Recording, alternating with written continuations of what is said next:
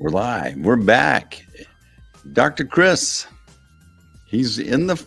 there he is on the other side of the screen, sitting there patiently waiting for the show. Yes. How are things going, Dr. Kris? Good. I think everybody's just kind of gearing up for the holiday season, right? Yeah. Out in the corner. They're starting to get their P's and Q's together. I've been planning Thanksgiving as well. So, our topic today is medical grade. The difference between, what are skincare products? Why medical grade? Is it worth it? So I'm going to roll the intro, and that's what we're going to talk about today. Sounds good. All right, rolling. If you're like most folks Dr. Kris Fusterhausen works with, you're active, you want to take ownership of your health, and you want to age gracefully. The problem is there is so much conflicting information out there about health and wellness, it's tough to know who to trust. Most providers are limited by what insurance will approve, so it can seem like they're only able to help you manage your health decline with more meds. On the Dr. Kris Life Podcast, you'll learn how you can regain your confidence in your health journey. You'll learn helpful knowledge about programs, supplements, peptides, and hormones that Dr. Kris has used with thousands of patients just like you to help them crush their goals and be their best selves. So if you're ready to take charge of your health and are wanting to stay active and healthy so you can be a better parent, partner, or lover, then you're in the right place. Welcome to the Dr. Kris Podcast. Welcome back, lovers. See, I just see the bald guy talking at the microphone. That was so 2022. Well, you wear a cap, so nobody knows. That was so 2022, Dr. Kris. All right, medical grade skincare products. Are they worth it? That this medical grade thing is, I take supplements, and I wonder what's the difference between the brands that you can find in the store and then the physicians or doctors or clinics that sell medical grade products. And, I don't know what the difference are. And I think it's a good question. And so this is an excellent topic. And so Dr. Kris, how often do you get, first of all, would you categorize our podcast as a medical grade podcast? I sure hope so. I think it's top notch, and we're bringing good information to our patients and customers, consumers. Medical grade is kind of a generic term, but I'm going to tell you what I believe it to mean, and then maybe kind of where it's really become for some parts. So let's go back to supplements. I always say there's pharmaceutical grade or medical grade supplements, and there's just plain supplements. Skincare, just like supplements, are not very well regulated in the United States. As some of us may claim, there's many things over-regulated in the United States. These are probably things that potentially could be under-regulated, possibly. And so when we say pharmaceutical grade supplements or medical grade supplements, they did a study quite a few years ago, and they actually pulled just different supplements and tested them. And they found that a large number of those had little to no ingredients in it that were actually on the label. And so, and I tell patients also, just because something's expensive doesn't mean that the supplement is good. And just because something's cheap doesn't mean it's bad. It's all about the manufacturer, what kind of guidelines they're following, that sort of thing. So when it comes to supplements, the reason why I always ask my patients to buy supplements through us is that basically we've done the homework to make sure that those supplements meet the criteria for what we need them to be doing. Because the worst thing that I can do is Steve is taking, I don't know, let's just say vitamin D, and he's getting his own brand, and I take it every day, and then I check it and it's not, the levels aren't what they need to be. Well, okay, is that the fact that Steve needs more, or is that just that the quality of the product he's taking is no good? It becomes very confusing. It's actually one of the reasons why I always recommend, like prescriptions for hormones be branded versus generic, because there's a big difference between generic and branding.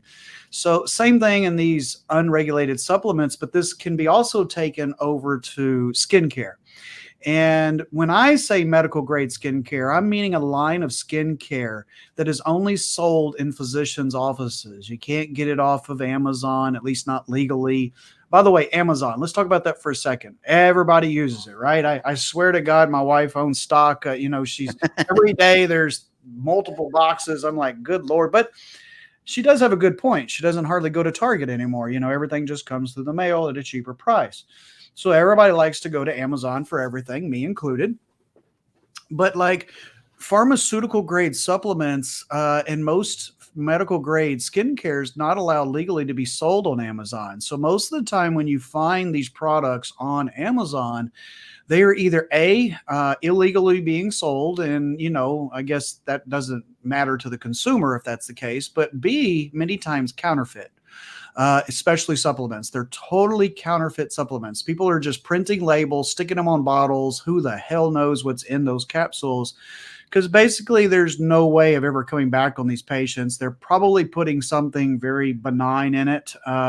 It's not going to hurt you, but it's not actually fulfilling what you're doing. So like I always tell my patients, we sell at fair prices. You might find these things on Amazon for $2 or $3 cheaper, but how do you know it's even what you're buying? Mm-hmm. So that's just my disclaimer. Obviously we use Amazon, just not for supplements or skincare. So when I say medical grade supplements, I think of a skincare line that is only sold in doctors' offices. But this medical grade term has actually become kind of generic over the last few years. Now there's a lot of OTCs that are selling medical grade supplements. And I think in that case, it means absolutely nothing. It's nothing more than a fancy marketing term. So I have to go with what I believe to be medical grade is versus what is actually out there now. It's kind of like putting organic on candy. Does that really change candy? My sugar's organic, like get out of here. Or another, so when you go through the grocery store, there's all these fancy marketing terms that just kind of bring you to things, fat free. That's another one of my favorite terms on like candy, fat free candy that's just full of sugar that's going to turn into fat as soon as you eat it. But anyway, so I think medical grade can be seen as a advertising term, but when used properly, those are going to be supplements that are only sold in doctors' offices. So the thing that's the advantage of working with physicians like you are that you've done the homework, you've done the evaluation, and the products that you're recommending can be trusted when they put that in their body or when they expect certain things. The skincare products, there's a lot of big brands out there that are, have Hollywood stars promoting and stuff, but are those medical grade? Are they really best for your skin? Yeah. And so I'll take what you said even a step further whenever patients are like, we've already researched it.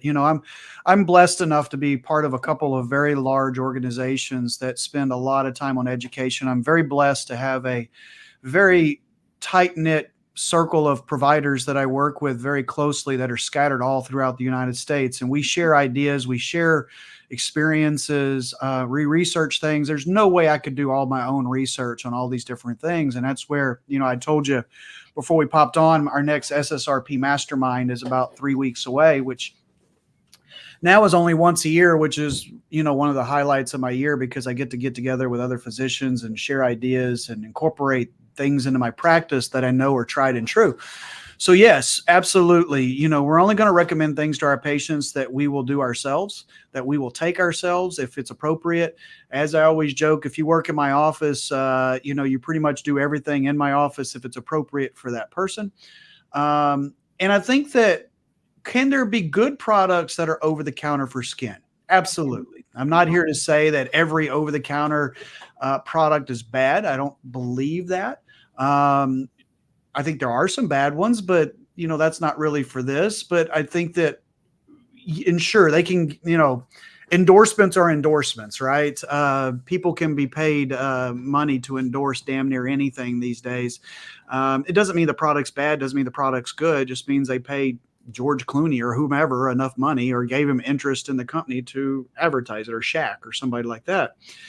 I think the biggest thing with that is most of the time something that is sold in a doctor's office should be of the highest quality, should be of the highest concentrations allowed by law, which actually kind of means that they could potentially be dangerous when used incorrectly. Many times patients, when they buy over-the-counter things, let's say they go to Dillard's. I'm just going to give an example. They go to Dillard's to buy skincare. They're going to I'm going to spend some money. I'm going to go to Dillard's and buy my skincare. Is that skincare bad? No, I'm not saying that, but you've got someone that sells perfumes and, different things. And oh, by the way, they're going to give you advice on the skincare regimen that you need. And I'm not knocking those people. I'm just saying maybe that's not the highest level of expertise. Or you're left on your own, right? To read the labels and, yeah, I think this is my skin type, when they don't really know. There's products that are great for my skin that would be absolutely horrific for my wife's skin. We have totally different skin tones. We have totally different. I'm a dry, she's oily. She's dark skin, I'm light skin. These are things that have to be taken in consideration. That's why we train our staff diligently on each person having their own individual skin evaluation, which, by the way, in our office is free. It doesn't cost anything to get a skin evaluation done. And, truly picking out a regimen that works for the goals of the patient. Yeah, so I think people get caught up on the pricing sometimes. You think about, 2 ounces here is 50 and 2 ounces here is 25. But then the concentrations or the application procedure might be different. There's all these different gotchas that you don't know who to. It's kind of nice to figure out that this particular doctor has done a lot of research and is at least setting you up to avoid a bunch of pitfalls that maybe you'd have to figure out on your own. Yeah, I always go, it's not as easy as like when you go to the grocery store and look at this box is 16 cents per ounce. And if I buy this amount, it's 12 cents per ounce because it's apples and apples, right? Mm-hmm. Or maybe Cheerios and Cheerios.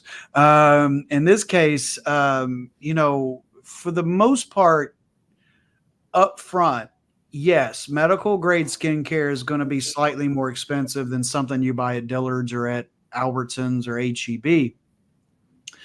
But typically these products, because of their concentration, by how little you actually have to apply at a time, the products last much longer than what patients think. Like we were talking, I heard my ladies talking to a lady yesterday who had a budget, and the budget was, a little bit tight. And so what they recommended is like, hey, let's do this. This is going to last you 90 days. So this month, let's get this. Let's have you come back in 30 days. We'll layer in another one that's going to last you 90 days.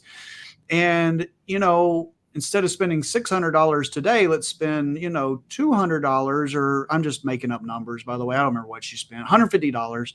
Let's spend that on a monthly basis. And then in 3 months, you'll have all the products that you need. And now you're spending $100, $150 a month or whatever it takes. Surprisingly, a lot of patients think they're going to come in and we're going to give them this 18 steps that they're going to need to do, 18 different products. And that's generally not the case. Most of our patients will do quite well with 2 to 3 products. Especially guys, it's a proven fact that us guys, unless you're just abnormally good about it, aren't going to do more than 3 steps a day when it comes to skincare. They're just not. It's if you can get them doing a good face wash, a lotion, and maybe a sunblock, you've actually really accomplished something with most guys, me included. By the way, my staff gets on me all the time that I should be doing more than I do. Yeah, what kind of got me off of those regimes, I'm proud. I got brushed my teeth, washed my face, done, check. But you remember that movie American Psycho? He goes through this real specific list of skincare. It's like, that's like the last thing you want to aspire to do, right? Yeah. Ladies will many times, they will do their 7-step regimen, but us guys, shower, shave, maybe wash your face. We have to be very, basically what I'm trying to say is for the guys out there, don't panic. We're not going to come up with a regimen that we know you won't do. That doesn't help in any way. So what are some of the best medical grade brands that would kind of like help you stay out of the ditch? Because there's so many to choose from. There are, we're obviously, high on Zeo. It's what we sell in our office. We also sell a little bit of Image, but mainly Zeo skincare. But there's Obagi. We used to sell Obagi. So Zeo actually is, Dr. Obagi. He sold Obagi, and then once his no compete was lifted, he created Zeo. So I always tell patients, Zeo is really Obagi at a better price point and less steps. Obagi is great. We used to sell it, but it was a hard product to sell for us in our office because of the high price point and the multi steps that it had. But great line if you can do it.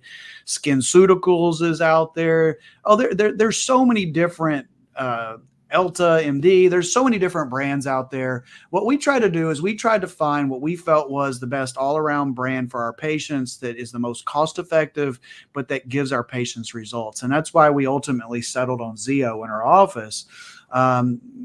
We really love the products. We all use the products. They're easy to use. They're I wouldn't say inexpensive, but I would also say they're not expensive. They're very cost effective overall with great results. And so that's why we really like Zeo. So when, we're talking about these products, but what maybe I think it would be negligent if we didn't discuss kind of the fundamentals of taking care of your health and just your regular rituals, or what are some things to consider there? No, I think the biggest thing is when we're talking about skin is what Dr. Seeds always preaches to us SSRP faculty is everything that shows up on the skin starts on the inside. Now maybe if you go roll in poison ivy, we might not treat your gut. I'd tell Steve, don't roll in poison ivy next time. But these, like psoriasis or these chronic dermatitis type things that people have, eczema. So I like to tell a story. A beautiful friend of mine, great physician. She's a pediatric physician up in Washington State, Cynthia Keller. And I always love this story. I probably told it on the podcast before, but she was in one of her lectures and it came to question time, and one of the docs in the audience said, "How do you treat eczema in your patients?" And she paused and she said, "To be honest with you, I don't have any eczema in my practice." And the guy was like, "What? Like, how do you not have eczema in your practice?" And she's like, "Well, because I treat the gut in every one of my patients from birth as long as they're in my practice. And eczema is nothing more than poor gut health, coming out as an atopic dermatitis." And so I think that's always a really important part. It is important that we use good skincare because we need to slow down the sun damage. I don't care how healthy your gut is. If you're out there, what was that guy, George Hamilton? Do you remember him? Yeah. It was always like leather brown, Yeah. Your skin's not going to age well if that's how you're treating it. Maybe unless you're on melanotan.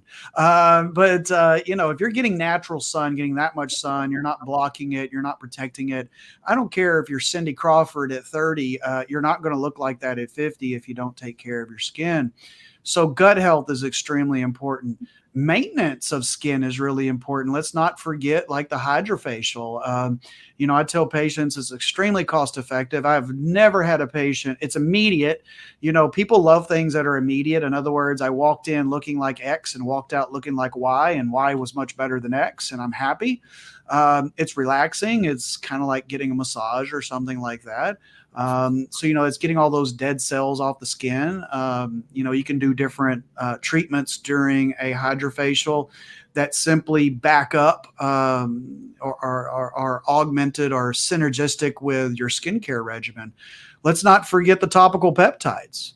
Topical peptides are really important, specifically GHKCU, which, by the way, even though with that FDA ruling, we can still have topical GHKCU. That was I told you I wasn't going to do it, but that's my little hint of sarcasm in my podcast. But GHKCU, which is an amazing topical peptide, which is actually, we have it over the counter in our practice. We try to mix. We call it Luminate in our practice. We try to mix in Luminate into most people's skincare line if they can afford to. It decreases lines and wrinkles by 30%, increases in collagen elasticity by 40% when used topically on a daily basis for over 90 days. That's pretty awesome. and there's so many other things that we can do. Some guys and girls, we get into the Botox or the fillers or things like that for that damage that has occurred that we just can't seem to get rid of. Yes, guys use fillers too. And so, yeah, there's a multitude. It's just kind of, where do you want to start? What's your goals? What's your budget? We're not afraid to ask people what their budgets are, and that can be an uncomfortable conversation. But, I take it back to when I first of all wanted to build a pool for the first time. And I was really afraid to tell the builders my budget because I felt like if I told them my budget, they were going to build me a $20,000 pool for $50,000. Oh, your budget 50,000. Okay, here's the pool. And, so I ended up picking a builder that I didn't really care for at the end of it. And now I have a great builder, and I tell him, we're not building a pool, but the last time we did, like, hey, here's the budget so that they can map out the best pool that they can build me for my budget. Because if you're dealing with trustworthy people, which I believe we are, then we're going to maximize your bang for your buck. Some people won't give you their budget, which is fine, but it sure is easier to work with patients when they're like, hey, I'm willing to spend 150 a month, 100 a month, 300 a month. Sometimes we don't even need to meet their budget. Like, oh, that's way too big of a budget. So it just depends on each patient, treating them individually. All right. Awesome. So we should consider our gut and then talk to a specialist or someone like you that can help us point us in not just the proper products, but the proper regime and kind of stick to our budget. What's anything else we need to consider in that process? Yeah, stop the tanning beds. Please, please, please. If you're young and you're listening to this and you use tanning beds regularly, please stop. That's great when you're young and you look great, but it's aging your skin at such a rapid rate that you're not going to be happy down the road. I was so happy back a few years ago when they actually in Texas made it illegal for under 18 to use tanning beds. That was a really good thing. So protecting your skin, treating your skin good. You're never too young to start protecting your skin. My daughter, I think now starts to appreciate it, but even when she was 10, 11, 12, my wife was making sure she was sunblocked before she went to the pool and that sort of thing. Like, take care of the skin when you're young so that when you're older, you don't look older. It's the biggest thing that you can do. And a little bit of prevention, like a good, safe, medical grade sunblock that a bottle of it will last you months, does you wonders. All right. Sleep. Well, sleep affects everything, right? Lack of or plenty of. And so, yeah, sleep's always a good thing to look at. Your gut's not going to be healthy if your sleep's not good and vice versa. So everything kind of plays into it. So been listening. All right. You convinced me. What's the next step? You can certainly, the website's there. You can go to the website at theresearchclinic.com. You can stop in if you're local. Skincare stuff, you're welcome just to stop in. My staff will be more than happy to talk with you.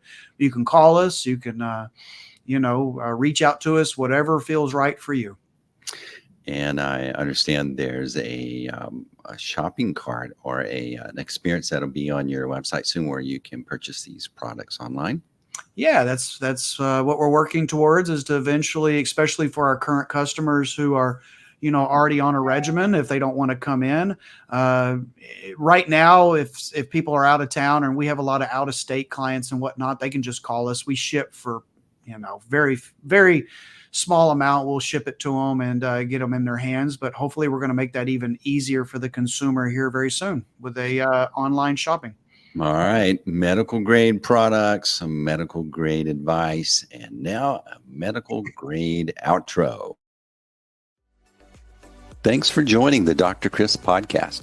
If you learned something today and you want to connect and get more information, visit our website, www.drkris.life, where you can find more great information or even schedule a time to learn how you can engage with Dr. Kris. Be sure to follow, like, share, and we'll see you on the next episode of the Dr. Kris Podcast. You've been watching any of those Cowboy games? You know it. But right now we're all Rangers still. Yeah. Yeah. Season ticket holder here. So, it's been a big last few weeks. All right. Good job today, Dr. Kris. We'll see you next time on the Dr. Kris Podcast. Over now.